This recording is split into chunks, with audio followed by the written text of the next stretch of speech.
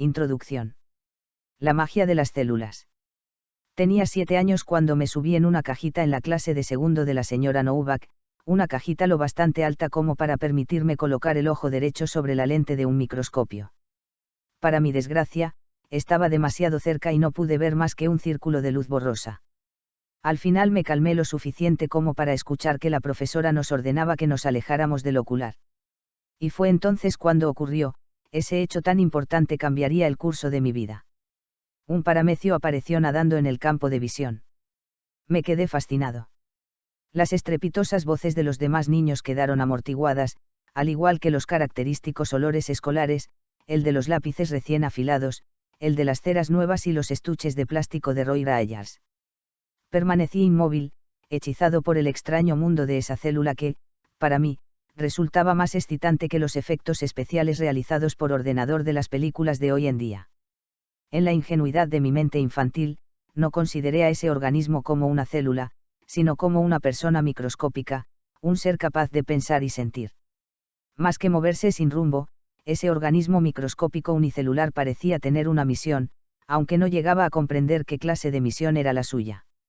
En silencio, contemplé, por encima del hombro, al paramecio y observé cómo se desplazaba afanosamente por el fluido de algas. Mientras estaba concentrado en el paramecio, el largo pseudópodo de una ameba larguirucha comenzó a entrar en el campo de visión.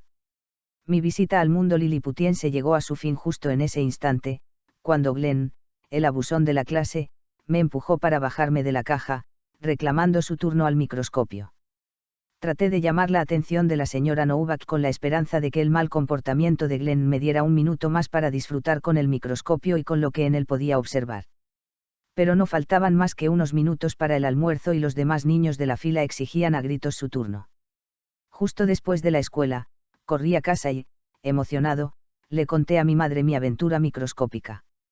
Utilizando mis mejores dotes de persuasión de alumno de segundo, pedí, supliqué y después engatusé a mi madre para que me comprara un microscopio, donde pasaría horas entretenido con ese mundo extraño al que podía acceder gracias a los milagros de la óptica. Más tarde, durante el posgraduado, progresé hasta un microscopio electrónico. La ventaja que tiene un microscopio electrónico sobre el óptico convencional es que es 1000 veces más potente. La diferencia entre ambos microscopios podría compararse con la que hay entre los telescopios de 25 aumentos utilizados por los turistas para observar el paisaje y el telescopio orbital Hubble, que transmite imágenes del espacio exterior. Entrar en la sala del microscopio electrónico de un laboratorio es un ritual obligado para cualquier aspirante a biólogo. Se entra a través de una puerta giratoria negra, parecida a la que separa una cámara oscura fotográfica de las áreas de trabajo iluminadas. Recuerdo la primera vez que entré en la puerta giratoria y comencé a rotarla. Me encontraba en la oscuridad entre dos mundos, entre mi vida de estudiante y mi vida como investigador científico. Cuando la puerta completó el giro, me adentré en una enorme y oscura estancia, iluminada apenas por unas cuantas bombillas fotográficas rojas. Cuando mis ojos se adaptaron a la oscuridad reinante, me quedé sobrecogido por lo que vi ante mí. Las luces rojas arrancaban reflejos espectrales a la superficie reflectante de la gigantesca columna de acero de 30 centímetros de grosor que contenía las lentes electromagnéticas y que se alzaba hasta el techo en mitad de la habitación. Extendido alrededor de la base de la columna, había un enorme panel de control. La consola parecía el panel de instrumentos de un Boeing 747, llena de interruptores, escalas luminosas e indicadores multicolores. Había un descomunal despliegue de gruesos cables, tubos de agua y líneas de vacío que irradiaban a modo de tentáculos desde la base del microscopio. El chasquido metálico de las bombas de vacío y el zumbido de los circuitos de refrigeración del agua llenaban el aire. Me dio la impresión de que acababa de entrar en la sala de mandos del USS Enterprise. Al parecer, era el día libre del capitán Kirk, ya que el asiento que había frente a la consola estaba ocupado por uno de mis profesores que se hallaba inmerso en el complicado proceso de introducir una muestra de tejido en la cámara de vacío situada en el centro de la columna de acero. Con el paso de los minutos, comencé a experimentar una sensación que me recordó a la de aquel día en la clase de la señora Novak, cuando vi una célula por primera vez. A la postre, una imagen verde fluorescente apareció en la pantalla de fósforo. La presencia de las oscuras manchas celulares apenas se distinguía en las secciones de plástico, cuyo tamaño se veía aumentado alrededor de 30 veces. Después se incrementó el aumento, una muesca cada vez. Primero Loox, después Loox y por último Loox. Cuando por fin alcanzamos la velocidad estelar, se había aumentado unas 100.000 veces el tamaño original de las células. Estábamos de verdad en Star Trek, pero en lugar de haber entrado en el espacio exterior, nos dirigíamos al espacio interior, un lugar en el que, ningún hombre había estado antes. En un momento dado estaba observando una célula en miniatura y segundos después estaba adentrándome en su arquitectura molecular. El asombro que me causaba estar al borde de esa frontera científica resultaba evidente. Y lo mismo podía decirse de mi entusiasmo cuando me nombraron copiloto honorario. Coloqué las manos en los controles para poder, sobrevolar, ese paisaje celular alienígena. El profesor era mi guía turístico y me señalaba los paisajes más importantes. Ahí tienes una mitocondria, aquello es el aparato de Golgi y más allá se encuentra un poro de la membrana nuclear, esto es una molécula de colágeno y eso un ribosoma. La mayor parte de la excitación que sentía se debía a que me veía como un pionero atravesando un territorio nunca visto por ojos humanos. Aunque el microscopio óptico me hizo considerar las células como criaturas conscientes, fue el microscopio electrónico el que me situó cara a cara con las moléculas que constituyen la base de la propia vida. Sabía que enterradas en la arquitectura celular había pistas que podrían proporcionarme una nueva visión de los misterios de la vida.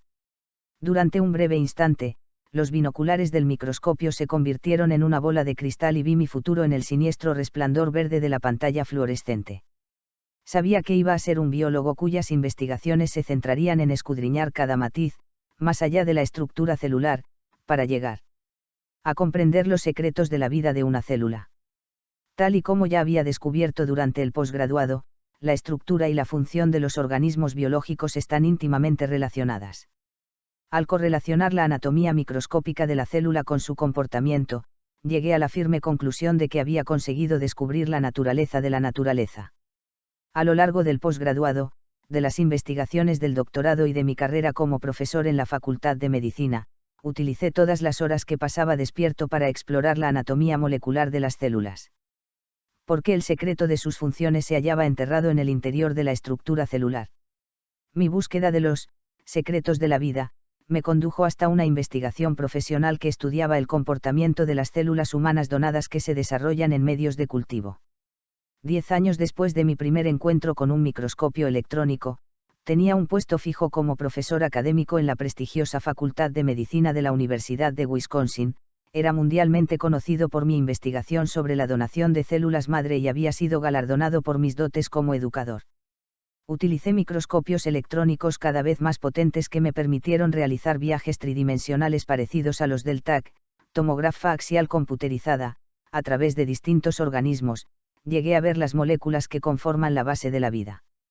Aunque mis herramientas eran más sofisticadas, mi visión no había cambiado.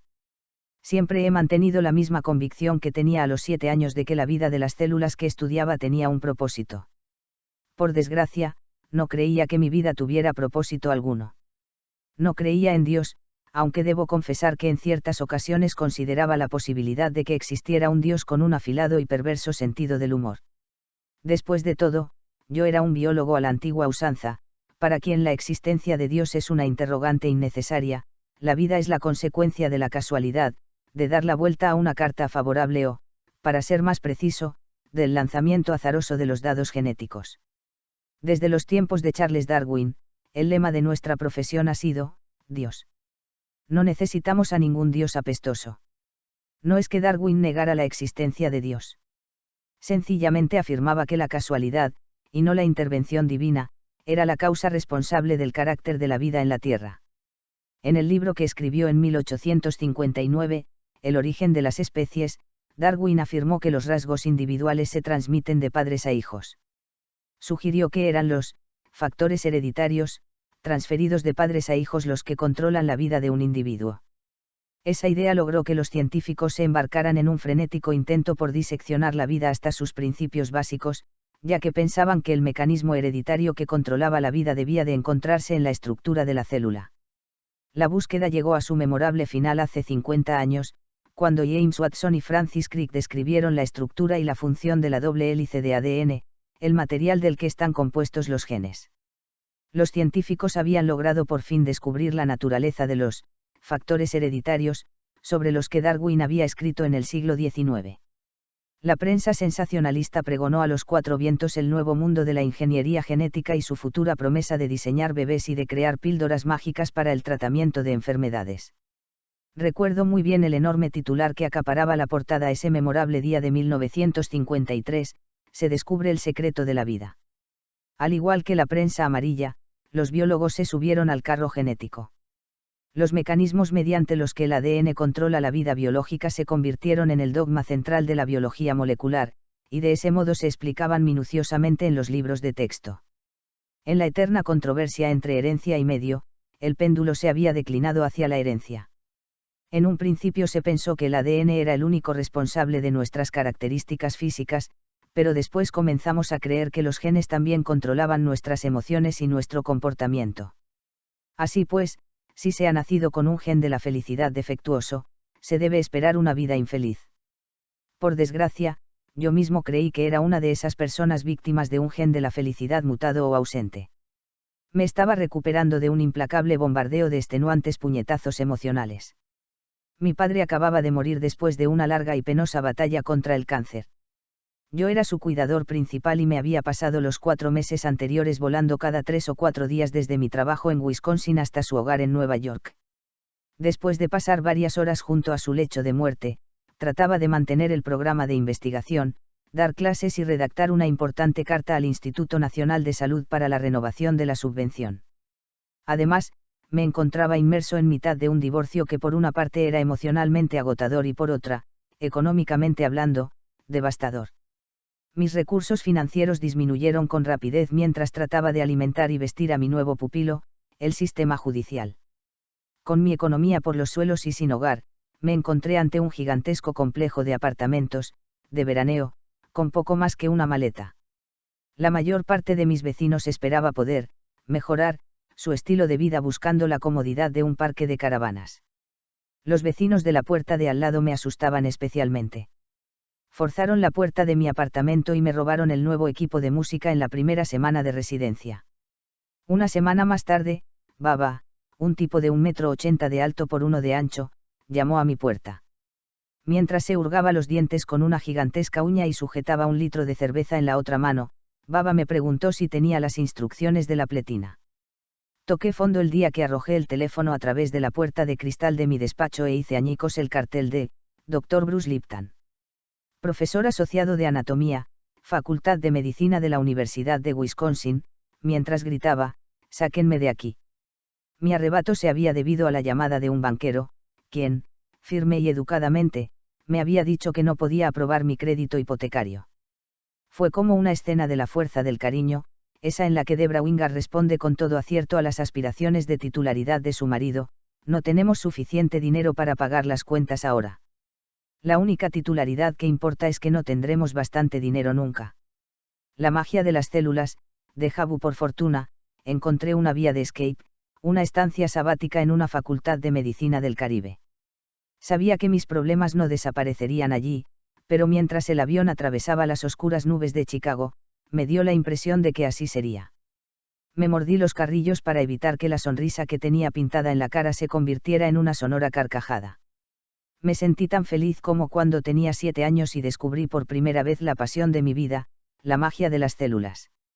Mi humor mejoró aún más en el avión de 6 pasajeros que me llevó hasta Montserrat, un diminuto punto de 6 por 20 kilómetros en mitad del mar del Caribe. Si alguna vez existió el jardín del Edén, es probable que se pareciera a mi nuevo hogar, una isla que emergía del resplandeciente mar turquesa como una esmeralda gigante. Cuando aterrizamos, la balsámica y embriagadora brisa que barría el asfalto del aeropuerto traía consigo el aroma de las gardenias. La costumbre local era dedicar el periodo de la puesta de sol a una silenciosa contemplación, una costumbre que adopté de inmediato. Cuando los días se oscurecían, alzaba la vista al cielo para contemplar el paradisíaco espectáculo de luces. Mi casa, situada sobre un acantilado de más de 15 metros de altura sobre el mar, daba al oeste. Un serpenteante sendero que atravesaba una gruta de helechos cubierta por un dosel de ramas conducía hasta el mar. Al final de la gruta, había una abertura en un muro de arbustos de jazmín que revelaba una playa recluida. Allí era donde yo llevaba a cabo el ritual de la puesta de sol y me olvidaba del día con unos cuantos chapoteos, en el agua cálida y transparente. Después del baño, me fabricaba una cómoda tumbona con la arena de la playa, me sentaba y contemplaba cómo el sol desaparecía lentamente en el mar. En esa remota isla estaba lejos del despiadado y competitivo ámbito del mundo académico y era libre para contemplar el mundo sin el estorbo de las creencias dogmáticas de la civilización. En un principio, mi mente no dejaba de examinar y criticar la debacle en la que se había convertido mi vida. Sin embargo, no tardó mucho en dejar de comportarse como Siskel y Ebert, dos de los críticos cinematográficos más famosos de Chicago, y de sopesar las ventajas e inconvenientes de mis 40 años. Comencé a sentir lo que era vivir por y para el momento, experimentar de nuevo sensaciones que no tenía desde que era un chiquillo y sentir una vez más el placer de estar vivo. Me volví más humano y más humanitario durante mi estancia en esa isla paradisíaca. También me convertí en un mejor biólogo celular. La mayor parte de mi aprendizaje científico formal había tenido lugar en aulas estériles y sin vida, en salas de conferencias y en laboratorios. Sin embargo, una vez inmerso en el rico ecosistema caribeño comencé a ver la biología como un sistema integrado vivo en lugar de como una colección de individuos de distintas especies que comparten una porción de tierra. Sentarme tranquilamente en esas junglas ajardinadas de la isla y bucear entre los fastuosos arrecifes de coral me proporcionó una nueva visión de la asombrosa integración de las especies animales y vegetales del lugar. Todas vivían en un equilibrio delicado y dinámico, no solo con otras formas de vida, sino también con el entorno físico que los rodeaba. Era la armonía de la vida, y no el esfuerzo por sobrevivir, lo que me arrullaba mientras permanecía sentado en ese jardín del Edén caribeño. Llegué a darme cuenta de que la biología contemporánea presta muy poca atención a lo importante que es la cooperación, ya que sus raíces darwinianas enfatizan la naturaleza competitiva de la vida. Para disgusto de mis colegas estadounidenses, regresé a Wisconsin decidido a desafiar a voz en grito las creencias sagradas y básicas de la biología. Incluso comencé a criticar abiertamente a Charles Darwin y la sensatez de su teoría evolutiva. En opinión de la mayoría del resto de los biólogos, mi comportamiento fue comparable al de un monje que irrumpe en el Vaticano para afirmar que el Papa es un fraude. No es de extrañar que mis compañeros creyeran que me había caído un coco en la cabeza cuando renuncié al puesto fijo y, cumpliendo el sueño de mi vida de fundar una banda de rock and roll, me molé en una gira musical. Conocí a Ian, quien al final se convirtió en toda una celebridad, y produje un espectáculo láser con él. No obstante, comprendí muy pronto que tenías muchas más aptitudes para la enseñanza y la investigación que para producir espectáculos de música. Dejé a un lado la crisis de los 40 y renuncié al negocio de la música para volver al Caribe a enseñar de nuevo biología celular. Mi última parada en el mundo académico tradicional fue la Facultad de Medicina de la Universidad de Stanford. En aquella época ya me había convertido en un vehemente partidario de una nueva biología. Había llegado a cuestionarme no solo la competitiva versión darwiniana de la evolución, sino también el dogma central de la biología, la premisa de que los genes controlan la vida. Esa premisa científica tiene un error fundamental: los genes no se pueden activar o desactivar a su antojo. En términos más científicos, los genes no son autoemergentes. Tiene que haber algo en el entorno que desencadene la actividad génica. A pesar de que ese hecho ya había sido postulado por la ciencia más vanguardista, los científicos convencionales, cegados por el dogma genético, se habían limitado a ignorarlo. Mi abierto desafío al dogma central hizo que me consideraran aún más un hereje de la ciencia. No solo era aspirante a la excomunión, sino que era candidato a ser quemado en la hoguera. Durante una conferencia que ofrecí mientras estaba en Stanford, acusé a los facultativos allí reunidos, muchos de ellos genetistas de prestigio internacional, de no ser mejores que los fundamentalistas religiosos por aferrarse al dogma central a pesar de las evidencias que demostraban que era erróneo. Tras mis sacrílegos comentarios, la sala de conferencias se convirtió en un hervidero de gritos de indignación que creí daría al traste con mi posibilidad de conseguir empleo. Sin embargo, mis ideas sobre la mecánica de la nueva biología demostraron ser lo bastante provocativas como para que me contrataran. Con el apoyo de ciertas eminencias científicas de Stanford, sobre todo con el del jefe del departamento de patología, el Dr. Klaus Bensch, me alentaron a profundizar en mis ideas y a aplicadas a las investigaciones sobre células humanas donadas. Para sorpresa de todos los que me rodeaban, los experimentos apoyaron por completo la visión alternativa de la biología que yo postulaba. Publiqué 2 artículos basados en esa investigación y abandoné el mundo académico, en esta ocasión para siempre. Lipton et al. 1991 a 1992. Me marché porque, a pesar del apoyo que tenía en Stanford, sentía que mi mensaje estaba cayendo en saco roto. Desde mi marcha, nuevas investigaciones han refrendado mi escepticismo sobre el dogma central y la supremacía del ADN en el control de la vida.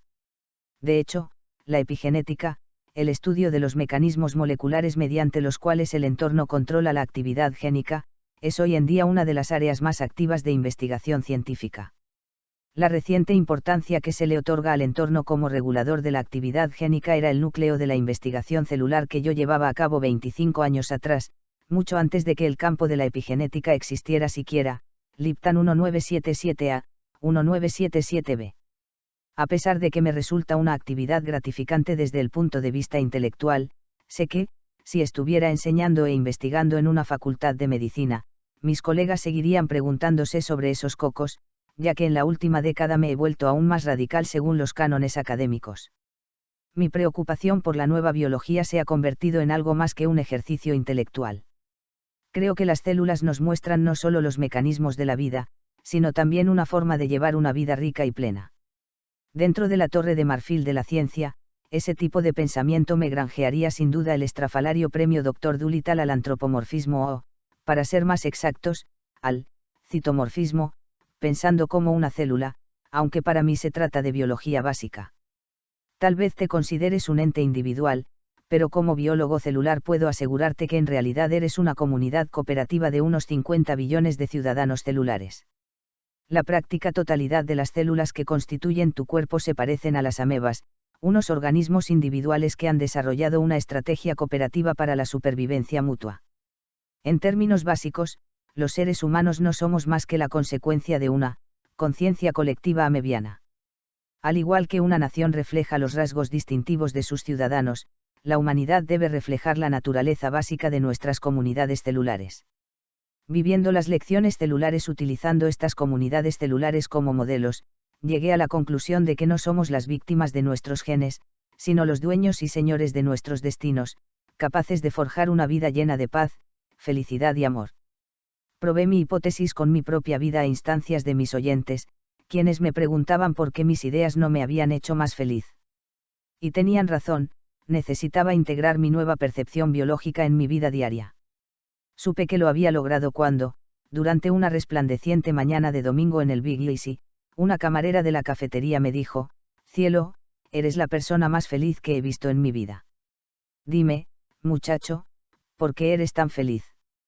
Me quedé desconcertado ante su pregunta, pero de todas formas barboté: «Estoy en el paraíso». La camarera meneó la cabeza de lado a lado sin dejar de mascullar y después procedió a tomar nota de lo que quería para desayunar. Pues bien, era cierto. Era feliz, más feliz de lo que había sido en toda mi vida. Quizá alguno de los lectores más críticos se muestre escéptico ante mi afirmación de que la tierra es el paraíso, ya que la definición de paraíso también incluye la morada de la deidad y la de los bienaventurados difuntos. De verdad creía que Nueva Orleans, o cualquier otra ciudad grande, era una parte del paraíso. Mujeres y niños harapientos sin hogar viviendo en callejones, un aire tan cargado que uno no sabe si las estrellas existen de verdad, ríos y lagos tan contaminados que solo inimaginables y espeluznantes formas de vida pueden habitados. La tierra es el paraíso. ¿Acaso Dios vive allí? ¿Conoce él a esa deidad? Las respuestas a esas preguntas son: sí, sí y creo que sí. Bueno, para ser totalmente sincero, debo admitir que no conozco a Dios por entero, ya que no os conozco a todos vosotros. Por el amor de Dios, hay unos 6.000 millones de personas en el mundo. Y si he de ser aún más sincero, tampoco conozco el nombre de todos los miembros de los reinos, tanto animal como vegetal, aunque creo que también forman parte de Dios. Parafraseando las imperecederas palabras de Tim Allen en su teleserie Un chapuzas en casa, para el carro. ¿Acaso está diciendo que los humanos son Dios? Bueno, pues sí. Y claro está que no soy el primero que lo dice. El Génesis dice que estamos hechos a imagen y semejanza de Dios. Sí, el racionalista que os habla está citando ahora a Jesús, a Buda y a Rumi. He vuelto al punto de partida y he pasado de ser un científico reduccionista enfrentado a la vista a ser un científico espiritual. Estamos hechos a imagen y semejanza de Dios y es necesario que volvamos a introducir el espíritu en la ecuación si queremos mejorar nuestra salud mental y física. Puesto que no somos máquinas bioquímicas indefensas, el hecho de zamparnos una pastilla cada vez que nos encontramos mal física o mentalmente no es siempre la respuesta. Los fármacos y la cirugía son herramientas poderosas cuando no se utilizan en exceso, pero la idea de que los medicamentos pueden curarlo todo es, en esencia, errónea. Cada vez que se introduce un fármaco en el organismo para corregir una función A, se alteran inevitablemente las funciones B, C o D. No son las hormonas ni los neurotransmisores producidos por los genes los que controlan nuestro cuerpo y nuestra mente, son nuestras creencias las que controlan nuestro cuerpo, nuestra mente y, por tanto, nuestra vida. Oh, vosotros, hombres de poca fe. La luz que se aprecia cuando piensas por ti mismo. En este libro trazaré la proverbial línea en la arena. A un lado de la línea está un mundo definido por el neodarwinismo, que considera la vida como una guerra interminable entre robots bioquímicos de batalla. Al otro lado de la línea se encuentra la nueva biología, que propone la vida como un viaje de cooperación entre individuos poderosos que pueden reprogramarse a sí mismos para experimentar una vida llena de alegría. Si atravesamos esa línea y llegamos a entender de verdad la nueva biología, ya no será necesario discutir sobre el papel del medio y de la herencia por separado, porque nos daremos cuenta de que la mente consciente domina ambas cosas. Y creo que, cuando cruce esa línea, la humanidad experimentará un cambio tan profundo y paradigmático como cuando la realidad de que la Tierra era redonda irrumpió en una civilización plana. Los estudiantes de humanidades, a quienes tal vez les preocupe que este libro ofrezca una incomprensible lección científica, no tienen nada que temer. Cuando era profesor, me exasperaba el irritante traje de 3 piezas y también la asfixiante corbata, los zapatos de punta estrecha y las interminables reuniones, pero me encantaba enseñar. Y en mi vida posacadémica también he practicado mucho la enseñanza, he mostrado los principios de la nueva biología a millares de personas a lo largo y ancho del mundo. Gracias a esas conferencias, he perfeccionado mi presentación de la ciencia para poder explicarla con palabras comprensibles para todo el mundo, ilustradas con gráficos llenos de colores, muchos de los cuales he incluido en este libro. En el capítulo 1, en el capítulo 2, el capítulo 3, en el capítulo 4 explico lo que son las células inteligentes, y cómo y por qué pueden enseñamos tantas cosas sobre nuestro cuerpo y nuestra mente, expongo las evidencias científicas que demuestran que los genes no controlan la biología. También te presento los emocionantes descubrimientos de la epigenética, un nuevo campo biológico que está desentrañando los misterios de cómo el entorno, la naturaleza, influye en el comportamiento de las células sin alterar el código genético. Es un campo que está revelando nuevos problemas en la naturaleza de las enfermedades como el cáncer y la esquizofrenia. Trata sobre la membrana celular, la piel, de las células. Sin duda habrás escuchado mucho más sobre el ADN del núcleo celular que sobre su membrana. Pero la ciencia vanguardista proporciona cada vez más detalles acerca de la conclusión a la que llegué hace 20 años, que la membrana es el verdadero cerebro de las funciones celulares. Se habla sobre los abrumadores descubrimientos de la física cuántica. Estos descubrimientos tienen importantísimas implicaciones en la comprensión y el tratamiento de las enfermedades. No obstante, la medicina tradicional aún no ha incorporado la física cuántica a sus investigaciones ni en la enseñanza facultativa, lo que ha deparado unos resultados trágicos.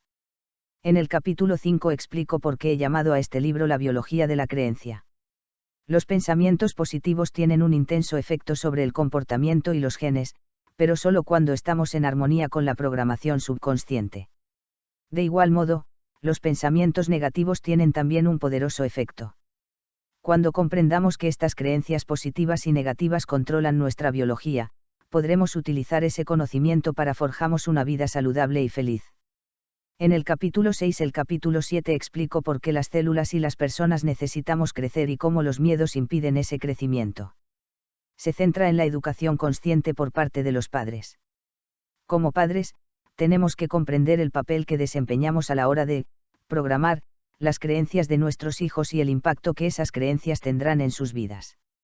Este capítulo es muy importante tanto si eres padre como si no, ya que como antiguo hijo, conocer la existencia de dicha programación y sus consecuencias sobre nuestra vida resulta bastante revelador. En el epílogo, explico cómo mi visión de la nueva biología me llevó a comprender la importancia que tiene integrar los reinos de la ciencia y el espíritu, lo que supuso un cambio radical, dado mi pasado como científico agnóstico. Estás preparado para utilizar tu mente consciente para crear una vida colmada de salud, felicidad y amor sin la ayuda de la ingeniería genética y sin convertirte en un adicto a los medicamentos. Estás dispuesto a escuchar una opinión distinta a la del modelo médico que considera el cuerpo como una máquina bioquímica. No es necesario que compres nada ni que tomes parte por un partido político. Solo tienes que dejar a un lado por un momento las creencias arcaicas que te inculcaron las instituciones científicas y los medios de comunicación para considerar la emocionante visión que ofrece la ciencia vanguardista.